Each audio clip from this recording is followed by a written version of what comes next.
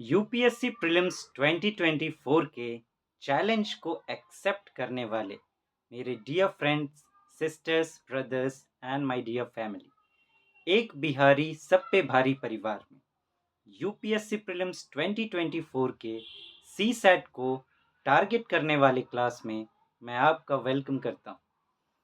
Friends, सी set को बहुत लोग जो हैं वो एक टेंशन के रूप में लेते हैं, एक नेगेटिव थिंकिंग रखते हैं उसके प्रति, और यही समस्या की जड़ है।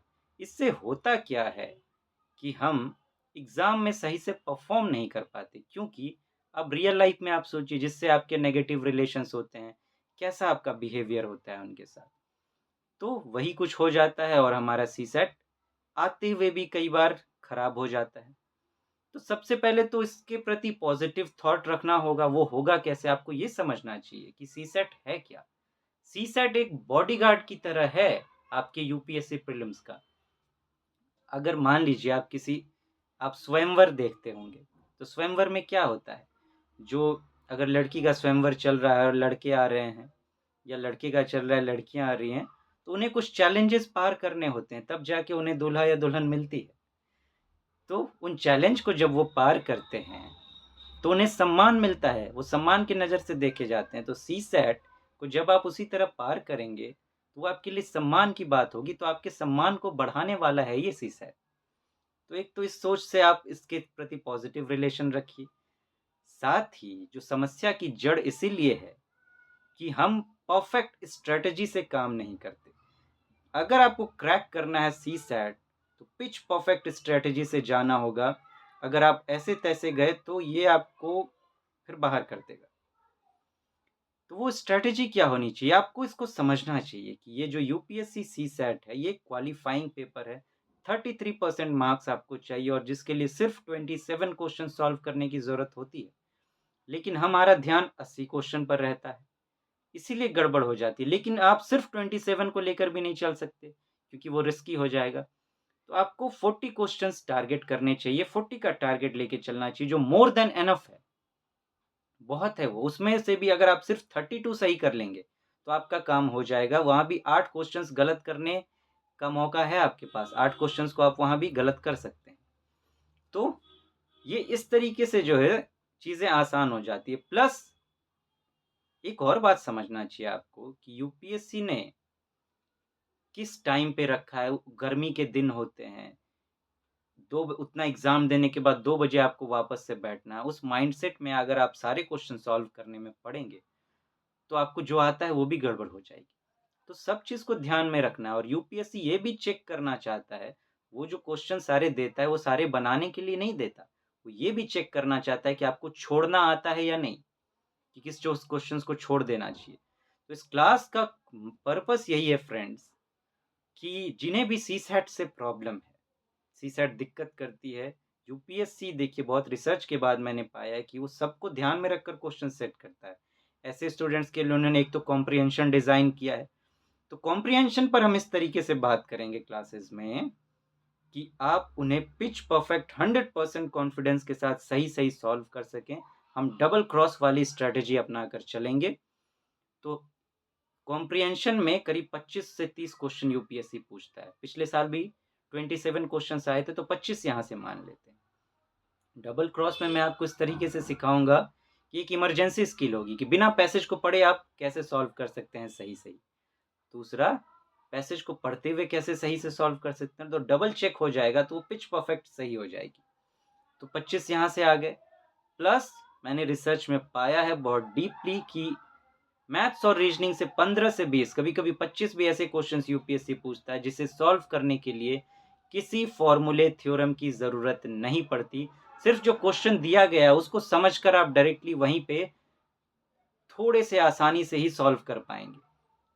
वो आपसे सॉल्व हो जाएँगे, पट से सॉल्व हो जाएँगे, बस वहीं पर किसी थ्योरम की और फ़ॉर्मूले को सोचने की ज़रूरत नहीं है। तो मैं आपको वैसे क्वेश्चंस बताऊँगा जो आपको सॉल्व करने चाहिए, और साथ में वैसे क्वेश्चंस भी दिखाऊँगा, बताऊँगा जो आपको छोड़ देने चाहिए, बिल्कुल टच करके समय खराब ना करना चाहिए। ये भी फेल होने का बहुत बड़ा एक माध्यम हो जाता है, कि हम ऐसे क्वेश्चंस में समय लगाने लगते हैं जिन्हें छोड़ देना चाहिए, और हमारा टाइम चला जाता है।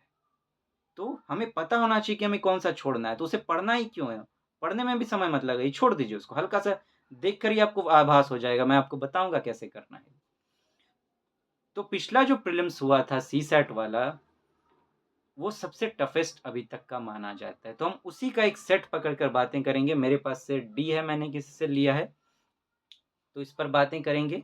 सारे क्वेश्चंस को देखेंगे, कॉम्प्रिहेंशन तो सारे ही करेंगे, प्लस मैं वो क्वेश्चंस आपको बताऊँगा मैथ्स और रीज़निंग के, जो आपको छोड़ देने चाहिए और जो आपको सॉल्व करने भी चाहिए। काफ़ी क्वेश्चंस पर हम बात कर चुके हैं, ये नेक्स्ट क्वेश्चन है सेट डी का क्वेश्चन नंबर 8। ये क्यूब्स पर रिलेटेड क्वेश्चन है।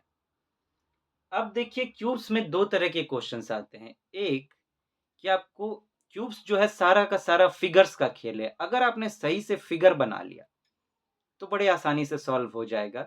तो अगर क्वेश्चन ऐसा है कि सीधे-सीधे आपका सिंपल फिगर बन रहा है, तब तो आप उसको बनाइए। तब आपको सॉल्व करना चाहिए। और अगर फिगर्स ऐसा है कि दे रहा है क्यूब बना हुआ है, उसमें से कुछ खाने गायब हैं, कॉम्प्लेक्स वाला, तो उसको बिल्कुल छोड़ दीजिए, टच करने की भी ज़रूरत नहीं है, ऐसे को छोड़ देना चाहिए। जैसे ये है, तो ये सिंपल सा है। 125 identical cubes are arranged in the form of a cubical block कि 125 क्यूब्स को आइडेंटिकल क्यूब सारे एक बराबर हैं, एक ब्लॉक के रूप में फॉर्म किया गया। तो इसको इसका एक फिगर बना लेते हैं। ये आपका फिगर है मान लीजिए। तो अब 125 बनाना है, तो एक तो यहां से 5 ले लीजिए, ठीक।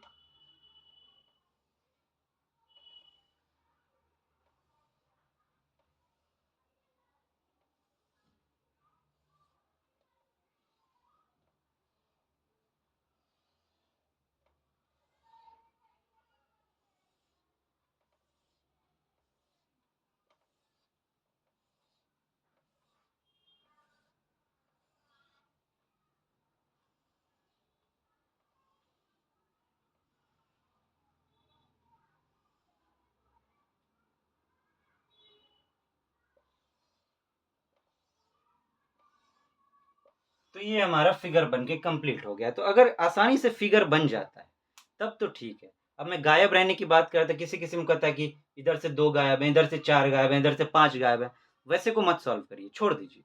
अब देखिए ये हमारा 125 का तैयार है। अब क्या कह रहा है कि how many cubes are surrounded by other cubes from each side. इनमें से कितने क्यूब ऐसे हैं जिसके जो चारों तरफ से दूसरे क्यूब से घिरा हुआ है। तो मतलब आपको ऐसा छांट के हटा देना है जो चारों तरफ से क्यूब से नहीं घिरा हुआ है। एक तो ये तरीका हो सकता है कि उनको छांट के हटा दीजिए और 125 में घटा दीजिए, या फिर एक ऐसा कि आप डायरेक्टली ढूंढ लीजिए। तो आप देखिए, आप बताइए कि इसमें से कौन सा ऐसा होगा जो चारों तरफ से घिरा हुआ होगा। जो कि बाहर से दिख रहा है वो तो ऐसा नहीं होगा, क्योंकि वो चारों तरफ से नहीं घिरा हुआ है, क्योंकि ऊपर से दिखाई दे रहा है। लेकिन जो अंदर में छुपे हुए होंगे, वो तो चारों बगल से घिरे हुए हैं। अंदर में कौन छुपे हुए होंगे कि एक तो ये वाला पोर्शन, ये वाला पोर्शन जो है, ये वाला पोर्शन जो है, इस 3 पार्ट का,